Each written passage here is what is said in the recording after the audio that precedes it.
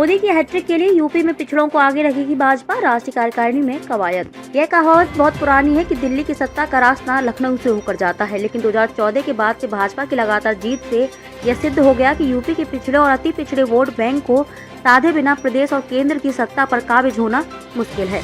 भाजपा ने लोकसभा चुनाव 2024 में भी प्रदेश के पिछड़े और अति पिछड़े वोट बैंक को साधकर प्रधानमंत्री नरेंद्र मोदी के नेतृत्व में जीत की हैट्रिक बनाने की तैयारी की है। 16 और 17 जनवरी को दिल्ली में हुई पार्टी की राष्ट्रीय कार्यसमिति की बैठक में यूपी से उप मुख्यमंत्री केशव प्रसाद मौर्य से राजनीतिक प्रस्ताव का अनुमोदन कराकर लोकसभा चुनाव में पिछड़ों को साधने का संदेश दिया गया। लोकसभा चुनाव 2014 में भाजपा ने पहली बार प्रदेश के गैर यादव पिछड़े और अति पिछड़ों को साधने की रणनीति पर काम शुरू किया था। यह प्रयोग सफल रहा। भाजपा ने 80 में से 73 सीटें जीतकर पीएम मोदी के नेतृत्व में पहली बार पूर्ण बहुमत की सरकार बनाई। उसके बाद से प्रदेश में भाजपा की राजनीति पिछड़े वर्ग के इर्द गिर्द घूमती है। पार्टी ने सत्ता से लेकर संगठन में पिछड़ों की भागीदारी को बढ़ाए। केशव प्रसाद मौर्य को 2016 में भाजपा का प्रदेश अध्यक्ष बनाया।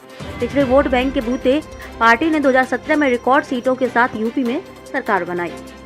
लोकसभा चुनाव 2019 में भी सपा बसपा के गठबंधन के बावजूद पिछड़े वोट बैंक के बूते ही भाजपा 80 में से 64 सीटें जीतने में सफल रही। 2019 लोकसभा चुनाव में भाजपा के टिकट पर 2 दर्जन से अधिक पिछड़े वर्ग के सांसद चुने गए। योगी सरकार के 52 सदस्यीय मंत्रिमंडल में पिछड़े वर्ग से 18 मंत्री हैं।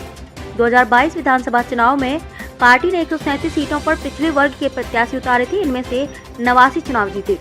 यूपी से प्रमुख पिछड़ी जातियों में जाट, चाकच्य, राजभर, यादव, कुर्मी, निषाद, गुर्जर समाज के नेताओं को राज्यसभा भेजा गया।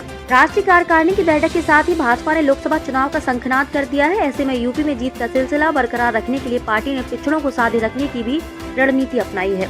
प्रदेश में पिछड़े वर्ग में केशव प्रसाद मौर्य को पार्टी का चेहरा माना जाता है। विधानसभा चुनाव में हार के बावजूद पार्टी ने केशव को उप मुख्यमंत्री बनाया। इसके बाद विधान परिषद में नेता सदन की जिम्मेदारी सौंपकर उनका कद बढ़ाया।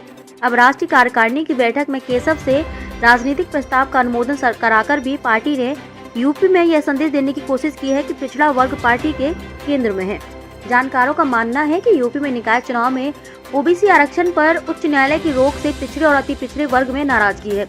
सरकार ने ट्रिपल टेस्ट के लिए आयोग गठित कर उसकी संस्तुति पर ही चुनाव का ऐलान कर डैमेज कंट्रोल की कोशिश कर ली है। इसके बावजूद राष्ट्रीय कार्य समिति में केशव को राजनीतिक प्रस्ताव के अनुमोदन का मौका देकर पिछड़ों के प्रति अपनी प्रतिबद्धता और उनकी नाराजगी दूर करने का प्रयास किया है। भूपेंद्र चौधरी को प्रदेश अध्यक्ष बनाकर पार्टी ने पश्चिमी यूपी में जाट समाज को साधने का प्रयास किया। वहीं कुर्मी वोट बैंक को संदेश देने के लिए जल शक्ति मंत्री स्वतंत्र देव सिंह को राष्ट्रीय कार्य समिति में शामिल किया।